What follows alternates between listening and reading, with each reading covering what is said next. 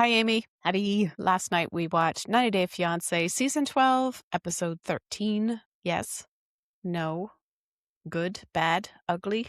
I think it was a combination of all of the above. There were only a couple points that I thoroughly enjoyed. I'm pretty sure you can pick them out. Maybe it was only one. I just a lot of questions. Like, what are you doing? Hmm. Yes, What did good you think? question. I thought it was a silly episode. Silly. It's very, very silly. Lots of nonsense. Lots of stuff Yeah. that is complete balderdash, but some good stuff. So let's get into it. But before we do, quick 1 and 2. 1, rate, review, and follow us wherever you listen to the podcast. 2, watch us on YouTube at 90 Day Fiancé, honestly. And now we may begin. Good Lord. With Catie and Josh. First off, may I make mention of this trash apartment that they live in that they have now returned to since visiting her family. Did you notice all of the trash bags, the crap all over the place, clothes and laundry, junk, dishes, food? It was a disgusting mess. Sorry. Yes? You Yes, agree? I did notice that. Okay. It's a good thing you can't see my floors. Oh, the cats are sleeping in the hamper with my clean clothes, so I can't put them away. That's my excuse But for that. like they live in this squalor. It's so weird because when we first met Josh, he looked like such a straight-laced, typical English guy with the clean pressed shirts, very well put together. Catie, less so. So it's not a surprise to me that she lives like that, but that he lives like that? What? I wonder if he's Yeah. just turning a blind eye to it because there's only so much that you can do. Like if she's gonna live like that and you just keep picking up after her, then, you're just like everyone else in her life, enabling her. So he might just be trying to ignore it for his own sanity. I mean, I don't know. In any case, it is the eve of Katie's bachelorette party. Before she leaves on this beautiful excursion, she has some ground rules that she sets for herself with Josh. And these are as follows. She is not allowed to make out with anybody. Well, duh. Solid start. She will try not to drink as much and get blackout drunk. My Also, favorite was no puking on the side of the road. like the bar is so low. It's practically scraping the gravel of the street.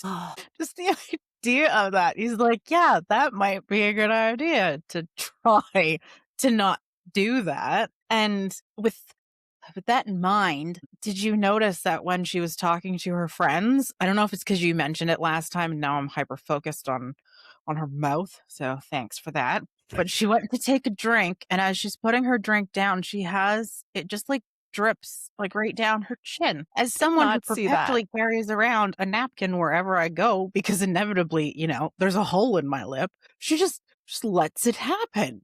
And then she just spent the entire time chewing and speaking with her mouth open. Speaking with your And, mouth you know, open is usually how one does it. and it- Unless chewing you're a and ventriloquist. speaking while she's chewing. That- Chewing. So eating and with her mouth open. Yeah. Yes. Fill in those blanks for her. Yeah. I didn't notice the spillage out of the mouth, but now I have to go back and rewatch that because that will be sensational to see. Before she leaves to go to the bachelorette party, she's saying that things are improving with Josh and they've been working on 2 things specifically. One is her not drinking as much. I'm like, well, wow, that's brain surgery difficult, right? Okay. And then the second thing is they are discussing if Josh is okay raising their kids to be Lutheran. And I thought to myself, well, wait. He said that was fine, didn't he? It was that he doesn't think he's convinced he should switch to become a Lutheran. Am I misremembering? If you are, then I am too, because I thought that they had landed on it's fine. I want to raise the kids Lutheran. So at least I know that the kids and I will go to heaven and then you'll go to hell. Exactly. Yes. So these are the 2 obstacles you have. If these future kids that don't exist yet can become Lutheran, if it means so much to her, that's the obstacle to your relationship. More importantly, the drinking and what happens after the drinking. So I'm glad at least that she's accepting that and acknowledging it. Whether or not she's going to do something about it, I am less certain of. So they go to this bar. They're drinking in the limousine on the way there.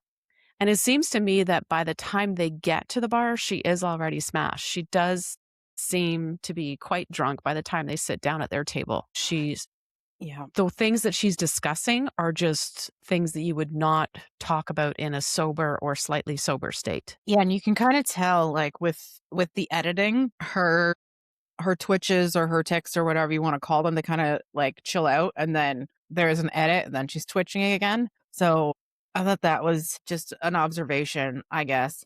I found it kind of tacky. I mean, you do you, but to have a death themed bachelorette party, that was an interesting choice. You know, I do love the macabre, but this was interesting. I felt like her friends really aren't her friends, that they're more paid actors. Like the one woman, I don't think she said a word. Nope. The And blonde. yeah. And then the other two are just, asking her questions about her, she's not sure if she can be monogamous. And they're just asking her questions about it. And not one of them said, "Are you sure you should be getting married?" Right. Well, I feel like they were asking questions related to that because they were saying, is Josh going to accept this? Can you live with it if he says no? How will you deal with it if he says yes? So in a way, I feel like they were directed, and maybe not that question explicitly, but the way that she described her sex life with Josh as boring, I found just astonishing. Does she not realize that the cameras are there recording every word she says and that Josh will be watching it later on at some point? I would have thought this would be so incredibly devastating if you said publicly to millions of people, my sex life with my partner is boring. That could destroy them. And yet she just blurts it out and starts talking quite disgusting detail about her previous sex life. Ooh, I'm not here for this. No, and like just the audacity that she would say something like that. I mean, it is Catie, so nothing should really surprise us anymore. But I can't fathom trash talking your fiance on such a level. And as you said, way TMI. Mhm. Like, have some sort of respect. Well, I mean, we already know that she has no respect for herself, but I mean, poor guy. Leave him alone. Yeah. And something else that really bothered me, to narrow it down, am I right? Was when they were I think they were still in the limo, and she asked her friends to say like her worst makeout story or something like that. And the fact that Yes. all of them were like, all right, like, why is that something that you want to hear? And she seemed proud of it, which Hmm. was most disturbing. That she Yeah. asked them to say their favorite stories of her making out with other guys, as if this was something to brag about, as if it was something to put down in the books for memory for 10 years from now when you want to recall this. Just like, ew. Yuck. And obviously she's put herself in very dangerous situations. You're proud of that too? Okay. Whatevs. She seems like the kind of person that would pull something like that out at the wedding, like in front of all of her friends and Yeah. family. And she's like, "Oh, who's got the best story? Okay, let's do this. Me. It's all about me. And me making out with all these people is so great." And I tried to push Josh so that we could have, a scoreboard to see how many people I would make out with tonight, but he thought that that was inappropriate. So thanks, Josh. But anyway, let's go on. Who wants to tell the first story? Yeah.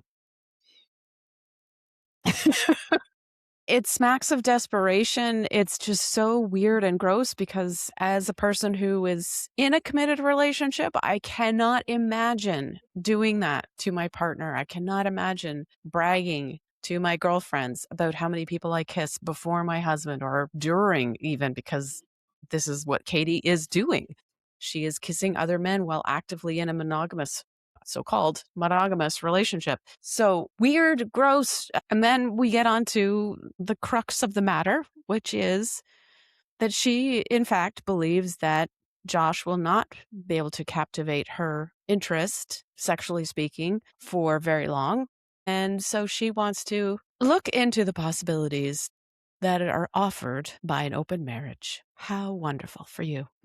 At this point, I just say, okay, have fun with that. Bye. I'm Yeah. not entertained by it. I think she's absolutely revolting. The word that came to mind when she was dripping down her chin was sloppy. Yes, it is sloppy. You're right.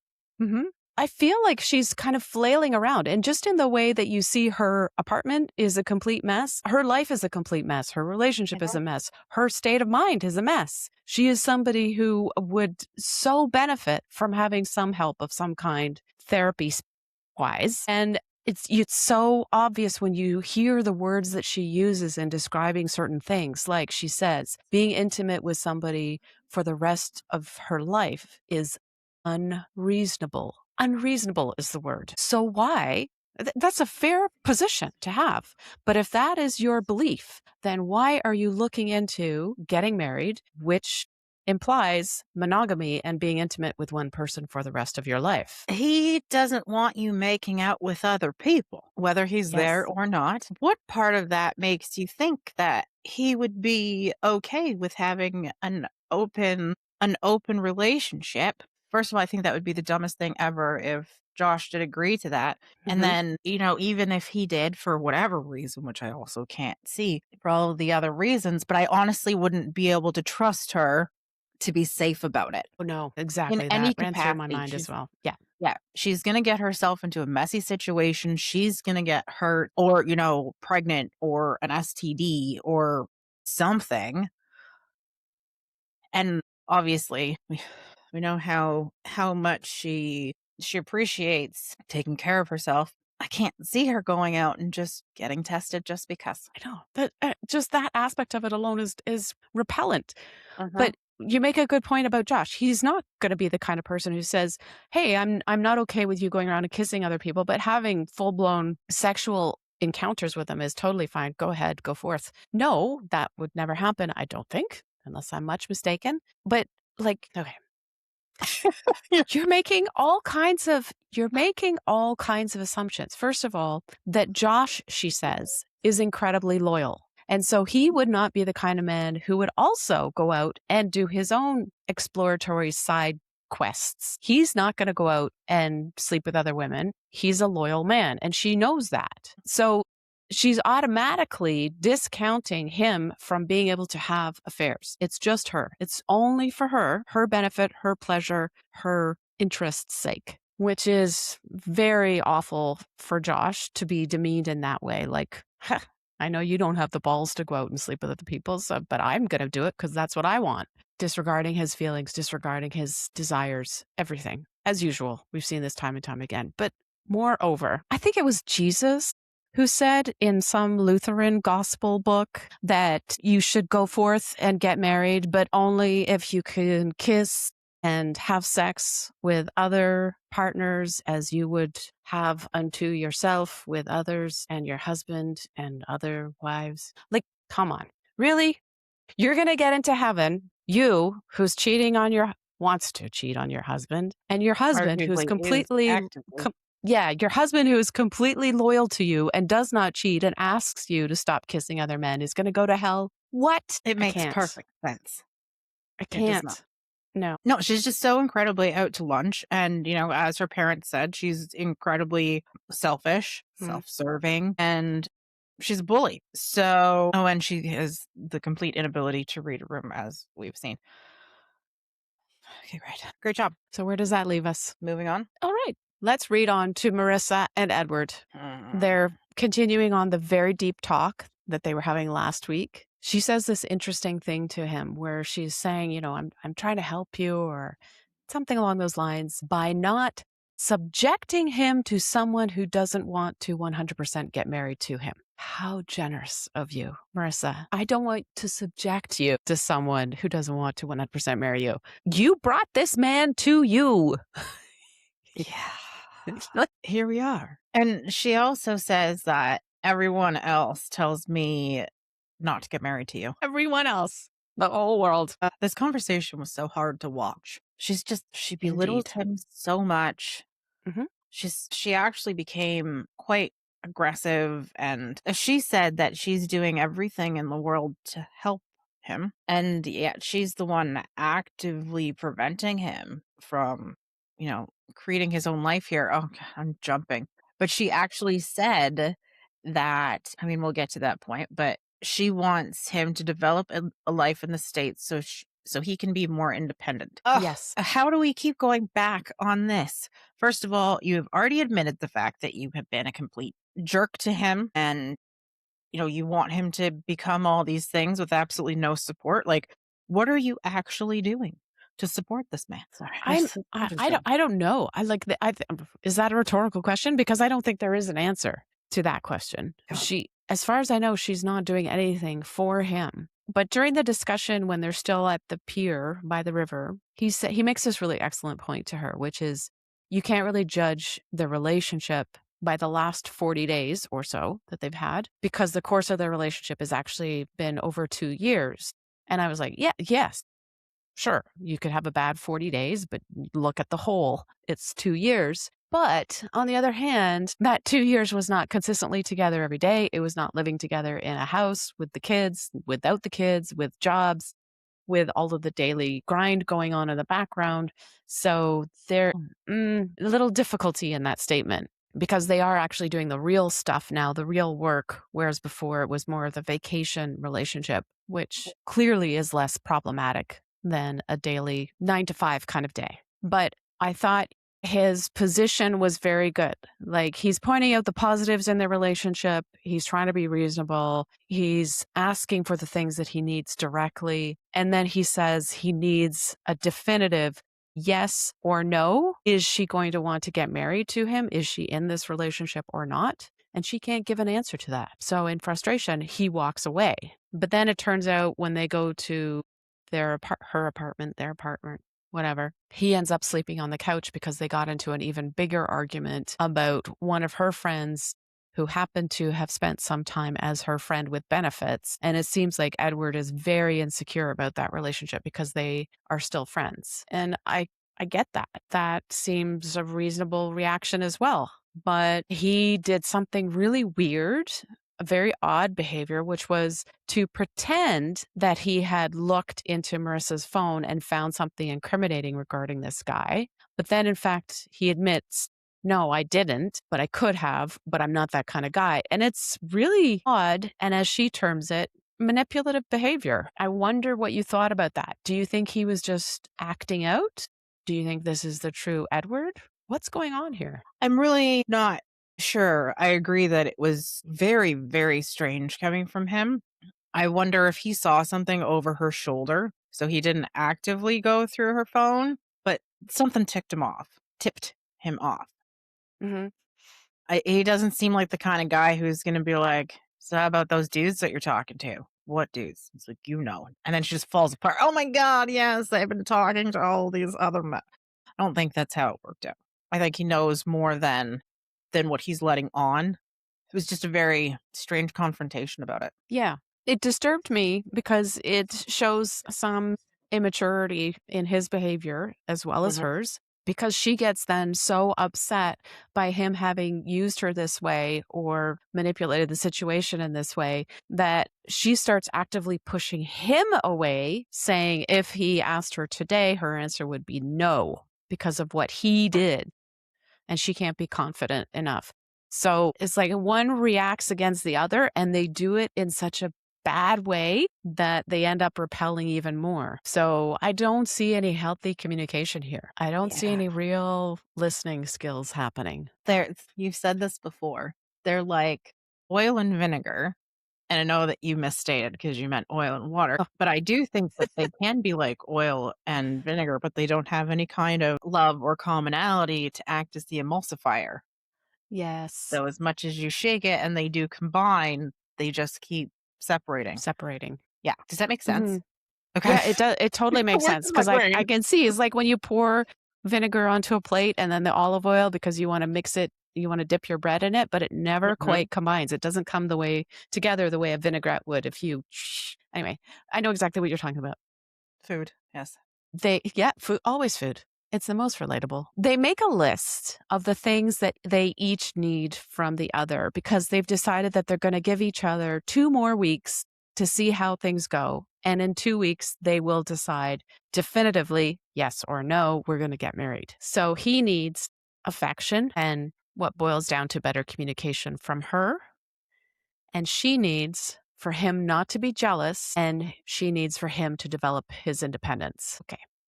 So you've again, identified some stuff. what are you doing to assist him with any of this? Also, the whole jealousy thing. I mean, there's got to be more behind that because it couldn't have just been this one situation.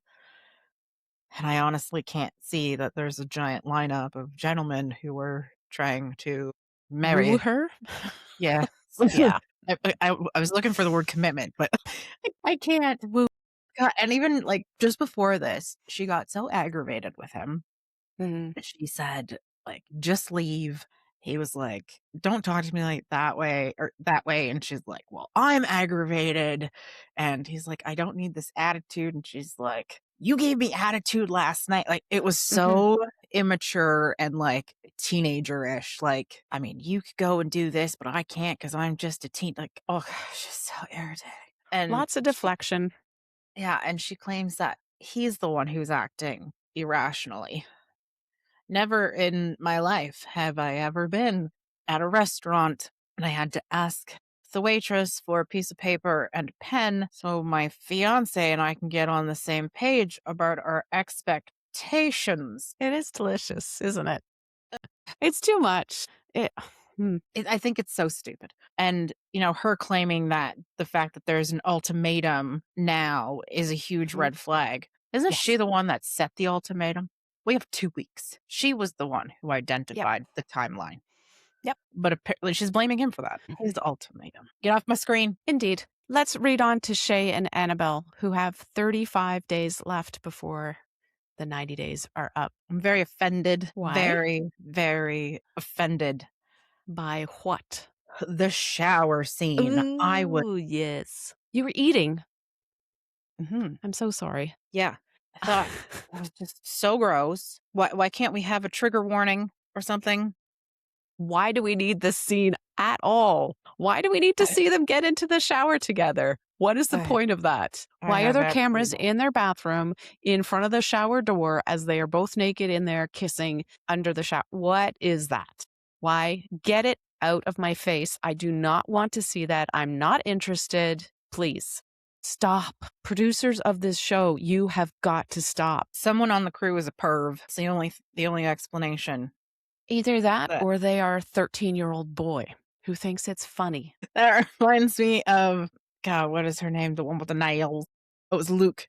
Luke. When they first showed it, and they blurred a bunch of stuff, but they didn't blur his member in the shower. No, that was in the tanning booth when he went for that in that self-tanning thing. Oh, that was the spray tan? Okay, well, I've never done that before, so to me it looks like a shower. It does look like a shower. That reminded me of. At least we didn't have to see that. Oh, but I would have preferred that to. Well, anyway, let's not talk about that. Let's keep on going. Okay, it's time to talk about Alison. There's still some bad blood, some bad juju going on here. Yeah, I really don't feel like Shea and Anabelle are on the same page about this. Obviously, he's got his bias. He loves his daughter. He's been indulging her for years.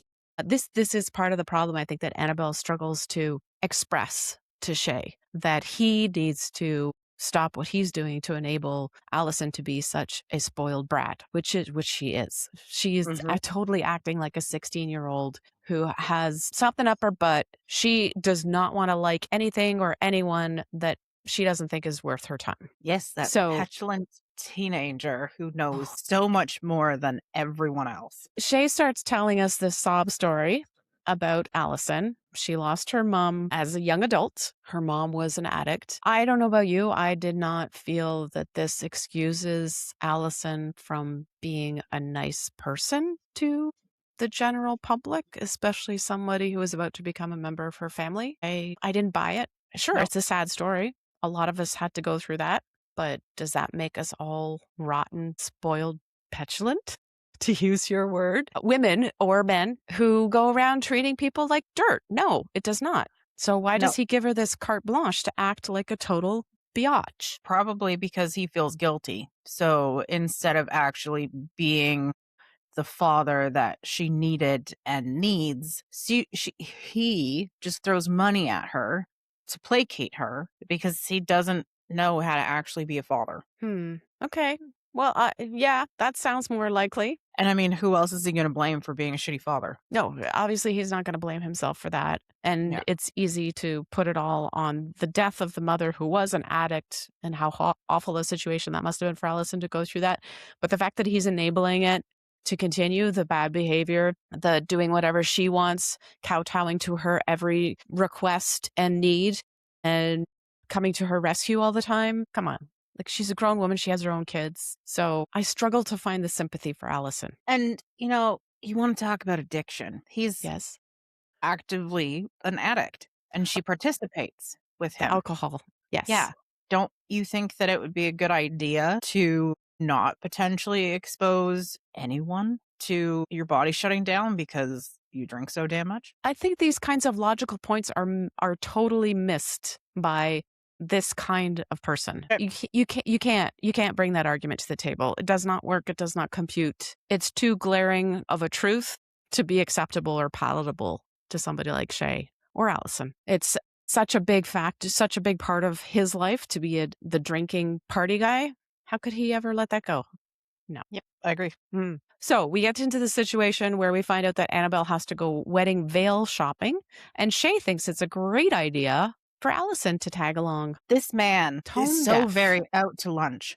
Wow. And the second that Allison gets in the car, so is this wedding still happening as they're on the way to go veil shopping? Like, he just let Allison just stomp all over Anabelle when she's sitting right there.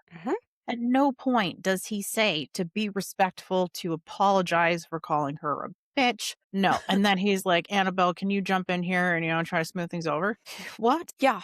I mean, Shea does not have the parenting skills to deal with this situation at all. He has raised somebody who is nasty, who's vindictive, who's selfish. She's very much a turd. And I can't stand the fact that he is father to a person like this and he's not actively trying to correct it. Like you said, speak up, tell her to apologize, be the parent. She is still your child, even though she's an adult. You are still able to say to her, I don't appreciate that kind of language or that sentiment towards Anabelle. She is going to be my wife. Please say sorry. Nothing. It's just, oh, you two better work it out and move on. He just Women, abandons. am I right? Oh God, please. But yeah, that's what it feels like. It feels like he's abandoning the women to their own devices. You guys go fix it. You made this, you fix it. Well, no, Shea, they didn't make it. You did. This person is a product of your upbringing. Does that make sense? You brought her up. It's your mistake. Anyway, yeah, so I mean, good on Anabelle for allowing Allison to actually get into the truck and go to this thing. I would have said, absolutely not. Are you out of your mind? No, I don't want this kind of person around who's going to be nasty and bring a horrible kind of stench of anger. Yeah, the energy. Oh, God. I felt so bad for the saleswoman. Oh, yes. Oh, She you're didn't know where to Anabelle. look. And who's this? Okay. Yeah. And then this, like, Allison's silence when Anabelle comes out in that dress. First of all, for buying that online, it fits her absolutely perfectly. I think she looks fantastic in it. She obviously loves it. And the saleswoman's just like, nothing. Saleswoman, she had to do all the work saying how great Anabelle looked. Yep. Okay, not that one. And then she comes in, she brings back the other one. She's like, I'm going to give you a couple minutes. She goes outside and sages herself. Oh, the juju in there is just not right. No. Juju? It's awful. I felt so bad for Anabelle. This is such an important moment in your life. You're getting married, you're trying on your wedding dress and just trying to get the veil right. And the only person that you have there to be as your support is your future daughter-in-law who has this sourpuss face on and doesn't even say a word. Nothing, just glares at you as if daggers were coming out of her eyeballs. She hates your guts. And she thinks horrible things about you. You can see it all over her face. She couldn't even lie. Like, she couldn't have, like, the tiniest iota of civility. That looks nice. You look happy. It's like, nothing. Being kind does not cost you anything. thing. And yet she's acting as if that's going to bankrupt her. Yes. Yeah, it's not until Anabelle takes a step forward and she apologizes to Alison that there's any move towards reconciliation at all. I wouldn't have said that they were reconciled at the end of this episode because the way that they hugged each other Oh was my God, very the much pats. the little gentle pats on the back and They're not there. holding each other body to body. It was like, let's maintain the space between each other. Keep your shoulders forward so that you can't touch me. And pat, pat, pat, pat, pat. And meanwhile, the face says it all like, how much longer do I have to do this for? When can I release my grip? Yeah, it almost seemed as though at least Allison was like mentally thinking about how hard she could tap her before it became an issue. So she was just like very lightly, like a feather. Don't punch her. Anyway, didn't like that. No. So we get a story exchange where Anabelle tells Alison about her past in the Philippines with her horrible experience in her first marriage. Alison talks about the death of her mom a little bit. So they start to build a foundation, you could say. There was one thing that I picked out that I thought was so odd. Alison, in the middle of telling her story, says, "My dad is all I have." Yeah. What about your children, man? And your partner. Well, I'm assuming the partner's out of the picture. We don't know. That's my feeling from the setup of all how this goes. The fact that Shea has bought her a house that is next door to him, that he does the babysitting for the kids and all that stuff, and he buys her groceries. If she had a partner, wouldn't that person be doing those activities? No, Don't know. because in theory, that person would also be working. Could be. Maybe. But then I why don't would know. Alison need grocery money? Like, anyway, I'm assuming Alison is no longer with the person who she made the children with, or persons, we don't know. And like, is that not a reasonable assumption based on what we know about how Alison acts? She's very difficult to get along with. But Yeah. her saying, "My dad is all I have," really struck me because she has her kids. And the fact that she doesn't have that first and foremost in her mind and in her body so that it comes out as the very first thing that you said, I have my kids and my dad, or my dad and my kids, doesn't matter. She's not even thinking about her kids. What? Yeah, Ouch. because she's possessive of her dad, his time, his money. And Annabelle is just an obstacle. But then I think like the last little portion of their segment, Ashley, that's not right. Alison? Thank you. She mentions to the camera, I'd like to think that I'm no longer a spoiled brat, but just Yes. spoiled. Please. Have we learned anything? No. Thanks. Yeah. Anything? Huh. No, we Oh. have not. Yes, I know. right. Failure of parenting. Absolutely, 100%. Let's read on to Aisha and Maxwell. Aisha, Maxwell, and their combined families and friends are on their way to the beach. This is an opportunity for everybody to get to know each other better before the wedding. So, of course, Rod takes this opportunity to take Maxwell aside and have a conversation with him to suss him out. Well, even before that, do you think that he was being overly sensitive regarding the wedding when Maxwell's father was explaining it to him? About the traditional Igbo wedding as Yes. opposed to the white wedding, which is the sort of westernized version of what weddings are. Yeah. Did I think he was overreacting? A little bit, yeah. I mean, they have their traditions. They are absolutely not this romanticized, somewhat weird version of weddings that I think we've had since Victorian times, if I'm not mistaken. I think it was Queen Victoria who wore the first big poofy white wedding dress, and that's where that comes from. But anyway, yeah, it is totally like a westernized thing to have this very elaborate, expensive wedding with hundreds of guests, big poofy outfits, lots of tears on a cake. A big production. But, yes. But, okay, so if they are also members of the Igbo tribe, then I would have loved it if Maxwell and Aisha had been able to have the traditional Igbo wedding, because as we saw last season with Daniel and, forget her name. Anyway, when they had their wedding, which was, wedding is in quotation marks there because this was supposed to be her cleansing ceremony, remember? Because she had done so many bad, sorry? Lisa, yes, Lisa and Daniel, because Lisa had had such a horrible, dirty past as far as Daniel was concerned with her being a lesbian and having been married 5 times before, etc. And So still he married. took her to the priest to be cleansed. And then there was a part of this ceremony at the end of this cleansing that sounded a little bit like a wedding, like the exchange of vows. But then later on, Daniel said, we are married. That was a wedding. And so he was kind of tricking her into it. So I would have liked to have had this wedding, Maxwell and Aisha's, be a traditional Igbo wedding, to be able to know if Daniel actually was tricking her. Like, is that a real marriage ceremony? Is that how they usually go, with the priest screaming and yelling at you and stuff? Or is there something else that happens when Igbo people get married? Now we'll never know, because they're going to have a white wedding. I was thinking about Emily and Kobe's wedding, but he's from Cameroon.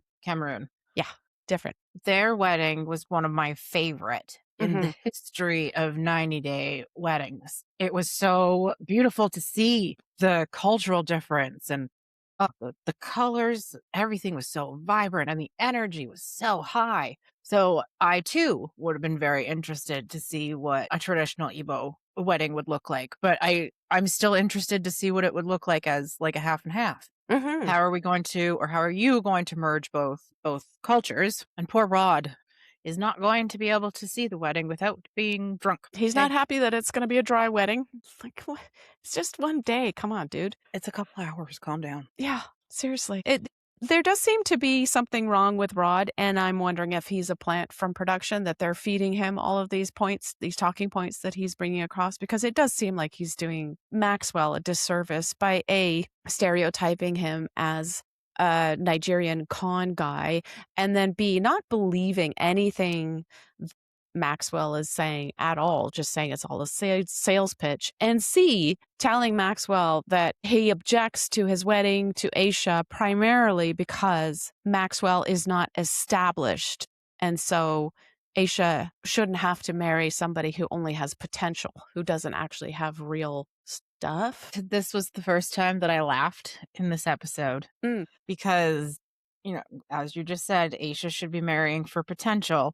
And I actually slapped my desk and said, but what about what God says? Because apparently God has picked this man for Aisha. Is that not enough for any of you? Will someone think of the God's choice? Yes, I know. How dare Rod defy God's will? This is his hand-picked, ordained wedding. Ooh, yeah. I'm glad I got that out of my system. We're here to help anytime. We. Yes. Husband plural. Do we have anything else to say about them, or shall we read on? No. Sorry. Yes. Let us go to Paula and Thomas next. Yeah. Well, this had so much potential when they started. I was so happy. The cake tasting. We got close-up shots, relatively speaking, of the cakes. We had a lot of talking about the flavors, the enjoyment of eating the cake. You want to know what I did? What did you do? I did some research. Okay. So I looked up the bakery that they went to because I needed to see if my assessment of the cakes were the right flavor. And I was correct on 3 out of the 4. 3 out of the 4. So obviously it was carrot with cream cheese, red velvet with cream cheese. It was a chocolate. They called it something else, but chocolate. And then vanilla. And then the last one, I thought it was strawberry, but it was a lemon cake with raspberry frosting. There were 5 cakes? There were 4. But you just named 5. No. Carrot, red velvet, chocolate, vanilla. Maybe I did have 5. And there's the lemon strawberry, lemon whatever. 5. Lemon raspberry. Maybe there were 5. No, I could be wrong. Anyway, those were the 5 of the small cakes that they offered. Obviously, there were different ones, but... Would it be wrong to go cake tasting pretending you're going to get married? Because I really want to have this experience. I never did it. I want to go. I mean, I also didn't do it. So if you want to, I don't Could we pretend that you're about to get married, and then we go to a cake store and we try cakes and we just eat cake until our faces fall off? Could we? Yeah, we could do that. Okay. I mean, good. I did a donut tasting. Okay, we'll do that after we do the cake tasting. And cake one tasting was first. a vegan, gluten-free place. And then the other one was just like a regular donut place. The vegan, gluten-free one out. There were like 6 of us. Yeah. vegan gluten-free one. Really? Mm-hmm. Usually when gluten-free is on the label, I just go, no, Right. pass. No, they were. I was really surprised. I was Okay. the only one who knew which was which because I was the one keeping score, and I also ordered them, so I knew what flavors we had from both of the stores, and even I liked them better. I was really surprised that they were that good, and then for like everyone was so shocked, so I can only imagine how delicious I'm those cakes were. That was my hungry. second. That's your line. I'm hungry now. I'm always hungry. I have a Caesar salad waiting for me in the kitchen, Oh, but I'm right mm, there. delicious. Why Well, is it let's keep reading on. So Oh my god. this goes downhill from the cake tasting very rapidly, which is quite annoying. Even during Again, the cake tasting. I I, I feel like we're being manipulated here. Yes.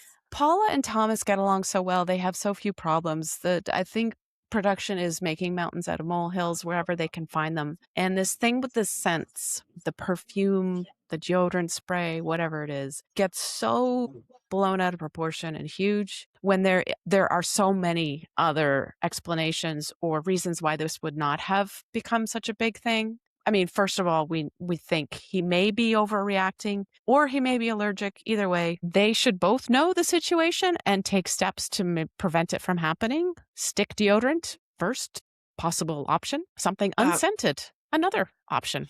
Go outside to spray. Close the door in the room in which you're spraying and alert Thomas to the fact that you're spraying so he may not want to enter that room for a few minutes. There are so many ways around this. The way that he described it really irritated me because he was talking about the scent itself and how pungent it was and how she picks awful scents. Mhm. That to me implied that he just doesn't like the kind of perfume that he wears or she wears, and maybe he just doesn't like it. But I also can't discredit the whole smell thing because, you know, really hefty fragrances gives me migraines, so I can understand what that's like. Maybe the scents that she prefers just happen to be the biggest scent triggers for him. I don't know. But if it was that big of a deal, would he be driving in the car with the windows up? Well, no, I mean, this is you sprayed deodorant and it goes all over the place. And it's a very stinky deodorant, very probably Yes. florally and strong.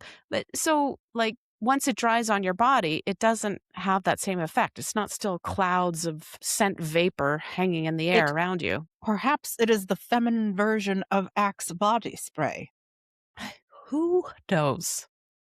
I don't know, but I really think that all of this conflict between the two of them is just such a non-issue. The whole idea of 10 people staying in his 800 square foot apartment condo, whatever, absurd. Her not listening to him about it, absurd.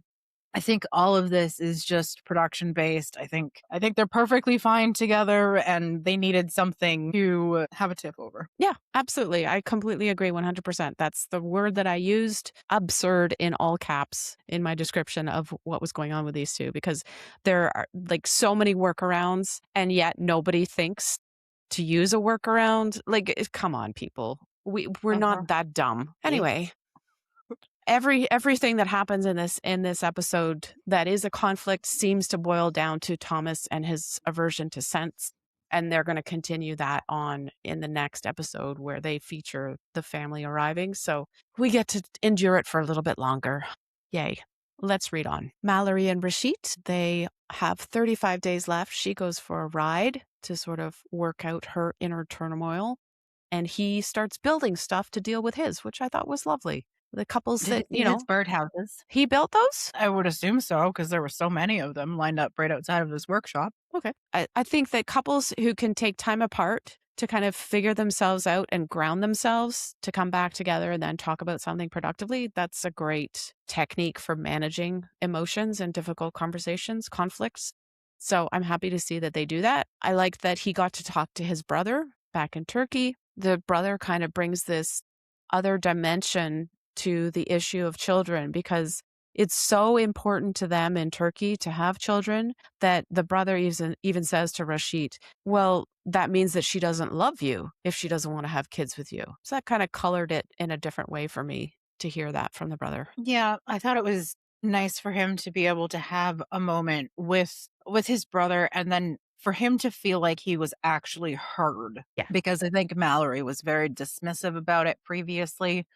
And I feel like she continues to do that in this episode because she says, he's got an attitude and she just wants him to play along. Well, why would he play along to look for a venue if this is his number one non-negotiable in your marriage? Yeah. It seems very pushy for her, very presumptuous, very selfish, which is also highlighted when she says that she didn't tell him about her thoughts on having kids before because, and I quote, "I wanted to talk to you in person when I really felt it was necessary." Yes. Necessary for you. That was problematic, wasn't it? Because Yeah. she's only talking about herself. She's only considering herself with that statement. I get to choose when it's the important moment to reveal to you this thing that may change and alter the course of our relationship completely. But I'm going to choose to do it when you are basically being held hostage in the US and you have no choice but to stay. Yeah. And, she should not compromise herself to have a child when she doesn't want one just because he wants one. And she also shouldn't be stringing him along. She just needs to be honest to both of them, herself included, and to let him go if that is how she really feels. Like, how dare her take that goal away from him, that opportunity away from him to be a father when you're just thinking all about yourself. Let the guy go. Yeah. Yeah. I mean, the way that she defends her decision to not tell him until he got to the United States was pretty bad. Baloney. Yeah. It was, when you consider how important this is to him, how the fact that she doesn't want to have children with him makes him feel unloved. It's not just okay, so you don't want to have children with me. It's a "you don't love me" statement for him, for her to have that position with him. And then ultimately it boils down to an ultimatum from him: if you don't want a baby, it's over. So a difficult position to put her into because they have so little time. They only have, they're at 33 days left. They only have a month left and she has to figure out if she wants to have children with this man before they get married. But on the other hand, fair's fair. Like, you put him here, now you deal with the consequences. Yeah. Arguably, you should have had this conversation before. And months ago. And I think the reason why she didn't bring it up previously, despite her saying she wanted to talk to him in person when it was necessary. How about necessary, before or after you get engaged, before you start all the paperwork? Like, you're the one who put yourself in this position. Like, I can't blame him for being like, figure it out, otherwise I'm gone. Like, is well within his rights to do that. And you could have avoided this entire situation had you just been honest with him from the very beginning, but you knew that this was a non-negotiable for him. And now here you are. So if you decide no and he leaves, you're the only one to blame. You could have nipped this in the bud years ago, but you chose not to. Exactly. So again, it's non-issue. Figure your shit out. And this is why I felt like this week was such a silly episode, because we had these. Killer. Yeah, we had, the issue with Mallorie and Rasit is real. Yep. That is a valid thing. But Rod, definitely a plant from the crew or from production. Thomas and Paula's story is utter nonsense now. Just get to the good stuff, please. Catie behaving so outlandishly is wild, and I don't even know what to say about it. And then Alison, this is not a relationship issue. This is somebody exterior. And this is a parenting issue. Yes. Took the words right out of my mouth. And, based on the preview for next week, it seems as though there's going to be a fair bit of aggression. Yes. The preview that we had of Marissa with Edward telling him to lower his voice through clenched teeth made me feel very uncomfortable. And I almost fawned in my chair like, ooh, didn't like that at all. And given what we've seen of her so far, I'm very much not looking forward to that part specifically. Yeah, and then there was Rob slapping the table and Aisha getting up and walking away. I mean, I'm laughing because she is just holier than thou. Like, she would walk away from anything. And this does not serve me. No. Anyway, I'm sure we'll have lots to discuss next week. Final comments? Not today. Nope. Acceptable. I got nothing. Before we go, if you're enjoying the 90 Day Fiancé Honestly podcast, please subscribe to or give a show a follow. If you have an additional moment, please rate us and help other 90 Day fans to find our show. Thanks for listening. Thanks, everyone. See you next week.